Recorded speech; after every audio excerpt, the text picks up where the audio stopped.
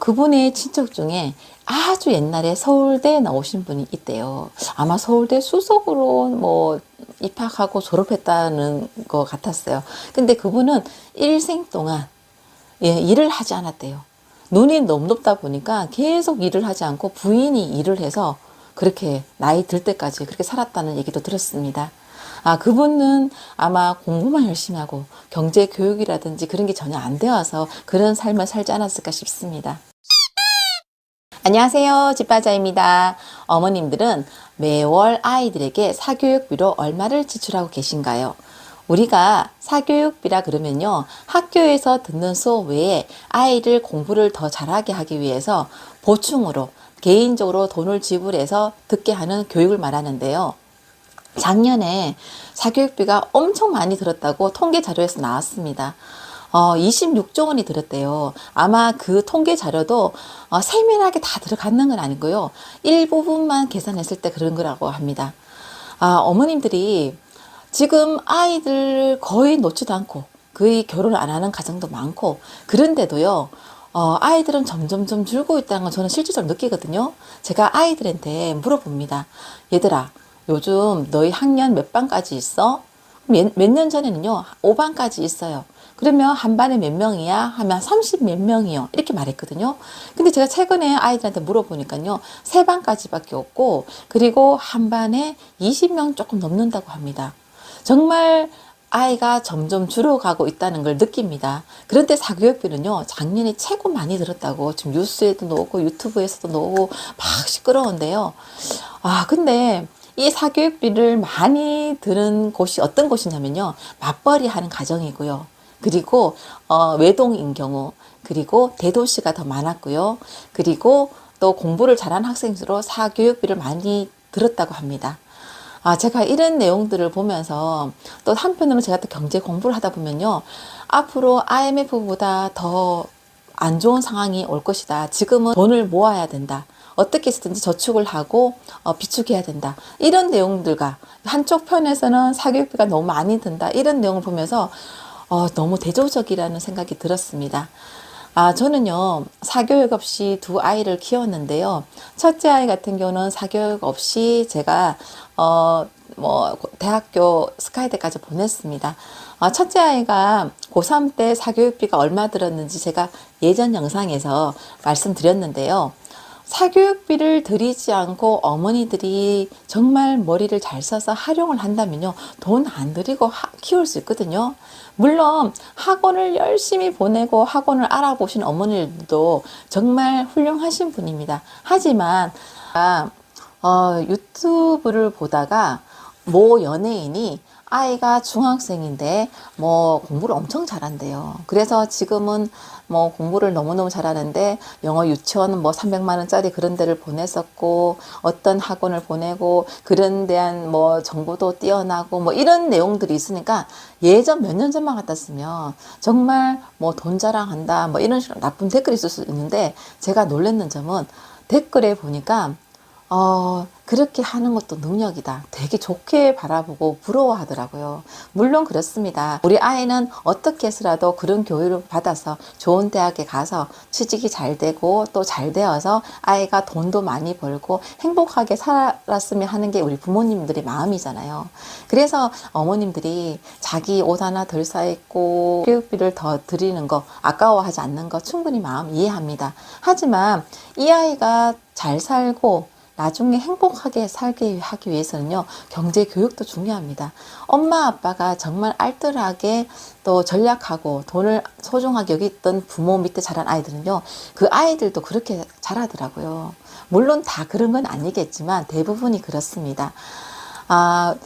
그런 걸 보면서 내가 우리 아이에게 사교육 없이 공부를 시키고 대학을 보냈잖아요. 그런 걸 보면서 아이들이 어느 부분에서는 제가 보면은 되게 전략하고 돈을 조금 소중하게 생각한다는 걸 제가 느낍니다. 그런 교육을 어렸을 때부터 되어 있어야지 아이가 커서도 돈의 소중함을 알고 그리고 더 잘 살지 않을까 생각합니다. 저도 우리 아이들을 나중에 돈도 잘 벌고 행복하게 잘 살게 하기 위해서 몇 년 전부터 돈 공부를 하고 있습니다. 그래서 아이들에게 그런 모습을 보여주고 싶고 아이에게 가르치기 위해서 그런 책들을 읽고 있는데요. 제가 최근에 읽었던 책 중에 이웃집 백만장자 변하지 않는 부의 법칙이라는 책입니다. 6,800원을 주고 이 사람이 일생에 있었던 내용, 그리고 이 사람이 느꼈던 내용 중에 한 문장만 내가 느껴도 16,800원은 정말 아깝지 않습니다. 제가 여기서 내가 잘했구나 느꼈던 부분을 한번 읽어 드릴게요. 아낀 교육비로 몇십 년 동안 늘릴 수 있었던 투자금을 생각하면 이 한 가지 결정만으로도 켄의 가족은 큰 돈을 번 것이다. 여기 켄 가족 이야기가 나옵니다. 사교육비를 아끼고 그 돈으로 투자를 해서 몇십 년 동안 불려나간 걸 생각하면 사교육비를 절약했는 것만으로도 큰 돈을 번 것이라 생각합니다. 저는 이거에 대해서 크게 와닿습니다. 그러니까 어머님들이 학습지비를 아끼기 위해서 뭐 기타 교육 문제집을 하고 학원을 보내지 않고 인간 교육을 듣고 이런 것처럼 이걸로 해서 뭐 몇만 원, 뭐 몇십만 원 이렇게 아껴서 뭔 차이가 있겠어? 나중에 아이 공부 잘하게 시키는 게 더 좋은 방법이지. 이렇게 생각할 수 있잖아요. 하지만 우리가 작은 돈으로 그걸 모아놨다가 어디에 투자를 해서 돈을 불려난 거 생각하면요.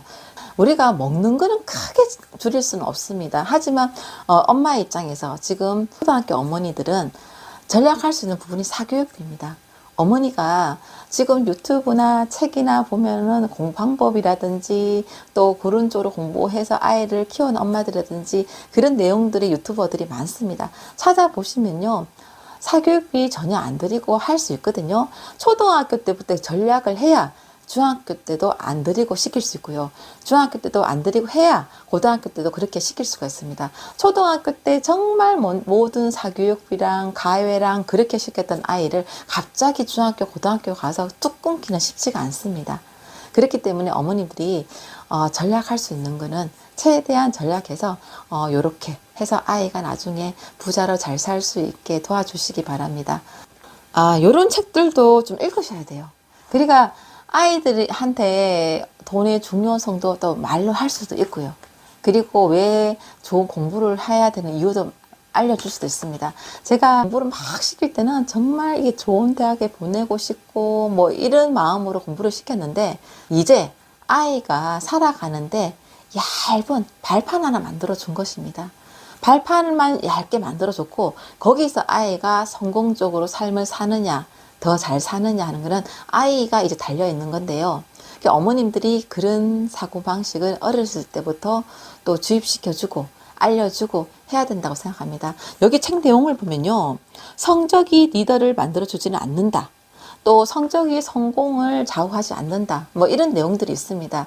물론 이제 어머님들이 주변에 보면은 그런 사람들 많잖아요. 대학도 좋은 대학 안 나왔는데도 정말 돈 잘 벌고 너무 떵떵거리고 잘 살고 있다. 어떤 집안은 정말 공부를 했던 그런 집안인데 정말 못 살고 있다. 그런데 그는 경제 교육이 안 돼 있어서 그렇거든요. 예전에 이웃에 사는 지인 중에 그분의 친척 중에 아주 옛날에 서울대 나오신 분이 있대요. 아마 서울대 수석으로 뭐 입학하고 졸업했다는 것 같았어요. 근데 그분은 일생 동안 일을 하지 않았대요. 눈이 너무 높다 보니까 계속 일을 하지 않고 부인이 일을 해서 그렇게 나이 들 때까지 그렇게 살았다는 얘기도 들었습니다. 그분은 아마 공부만 열심히 하고 경제 교육이라든지 그런 게 전혀 안 되어서 그런 삶을 살지 않았을까 싶습니다. 여기 어머님들이 엄마표로 지금 하시면서 경제 교육도 같이 시키시기 바랍니다. 당신이 실패할 거라고 깎아내리는 말들에도 불구하고 성공할 수 있다고 스스로 믿는다면 대부분의 마라톤에서 우승할 가능성이 높다. 이는 백만장자들이 사이에서 흔한 경험이다. 대부분의 엄마표 영어를 할 때요. 제가 옛날에 우리 아이가 7살 때 엄마표 영어를 시작할 때 영어를 전혀 못하는데 영어 선생님 학원 상담하는 척하면서 학원 선생님 뭐 학습지 상담하는 척하면서 학습지 선생님 주변의 지인 10명 다 물어봐도요 성공 못한다고 했습니다. 하지만 그런 거를 길을 막고 묵묵히 해가는 사람들의 공통점이 백만장자들의 공통점이랍니다. 경제적 성공을 추구하는 사람들에게 계속 요구되는 요소는요, 잘못된 통념을 무시하고 경제적 성공을 위해 노력하는 사람들로부터 배워라. 경제적 목표 달성에 영향을 미칠 수 있음을 이해하고 주거 지역을 선택하라. 항상 현명한 소비를 하라. 제가 여기서 제 기준으로도 해석해 볼게요. 왜냐면 어머님들이 초등학교 때 학군지를 선택하기 위해서 더 지방에서 학군지, 경기도 살다가 서울의 학군지, 강남, 대치동, 목동 이렇게 이사 가는 사람들 많습니다. 하다못해요, 우리 동네에서 약간 학원 많은 동네로 이사 가는 엄마들도 많았습니다. 여기에서 말씀드리는 건요, 만약에 더 좋은 동네, 더 잘 사는 곳에 가면요, 그만큼 소비 패턴이 더 늘어납니다. 왜냐하면 그런 곳에서 생활하는 사람들에 따라가려면요, 학원도 그렇게 보내야 되고요. 또 그렇게 생활하는 방식대로 또 소비를 하기 때문에 돈은 더 지출하게 됩니다.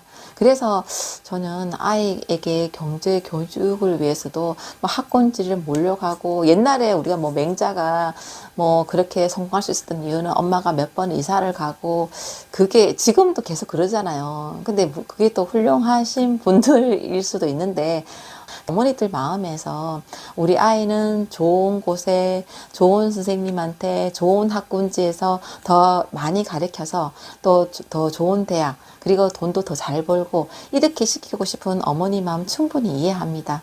하지만 그렇게 할 수 있는 사람이 많지가 않잖아요. 근데 만약에 그렇게 하지 못하는 엄마들 입장에서 계속 부러워하고 또 부정적으로 생각하고 나는 왜 이럴까? 너 우리 아이는 그렇게 못해주고 미안해하고 그렇게 하실 필요 없다는 겁니다. 저도 영어 못하고 공부 포기한 사람인데 우리 아이 집에서 공부시켜서 그렇게도 해봤잖아요. 그렇게도 할 수 있습니다. 이웃집 백만장자는 사실 당신 안에 있다. 수입보다 검소하게 생활할 능력과 의향이 있고 자신이 내린 재정적 결정에 자신감을 느끼며 궁극적으로는 자기 가정의 경제적 결과에 책임질 때 재산을 모을 수 있다. 다른 사람들이 즐기는 활동과 타는 차, 입는 옷에 자극받지 말고 자신의 재정에 무슨 일이 일어나고 있는지 감시하는 데 초점을 둬야 한다. 그리고 앞으로의 경제적 경로를 계획해야 한다. 우리 삶이 어떻게 보이기를 원하는가에 따라 목표와 계획을 세우고 그 목표를 달성하기 위해 길을 마련해야 한다. 재산 축적 가능성이 높은 사람은 타고난 것이 아니라 만들어지는 것이다. 저는 이 책을 읽고 부모님들의 재산이 많아야 꼭 부자가 되는 게 아니라 이런 사고방식을 갖고 있어야지 부자가 될 수 있고 또 행복하게 살 수 있고 직장에 다니고 그 돈으로만 열심히 사는 게 다가 아니라는 걸 느끼게 해준 책입니다. 어머님들도 이런 책을 읽으시면 엄마표 영어, 엄마표 공부시키면서 지금 상황이 남들과 비교되지 않으면서 다른 목표가 생기기 때문에 하는데 덜 힘들 거라 생각됩니다.